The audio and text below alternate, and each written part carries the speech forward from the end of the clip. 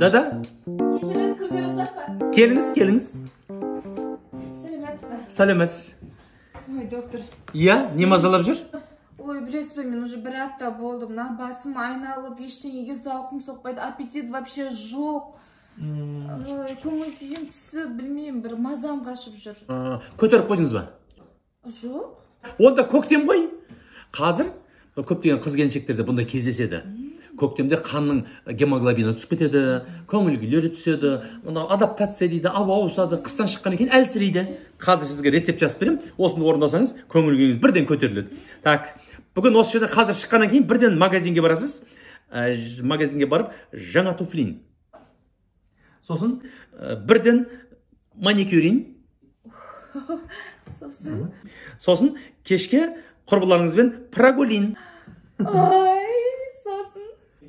Сосын үйге барғаннан кейін күйеуіңізге айтыңыз, таңға дейін 3 рет полюбин. Таңертең түске дейін праспин. Ал түстен кейін жұмысқа неходин.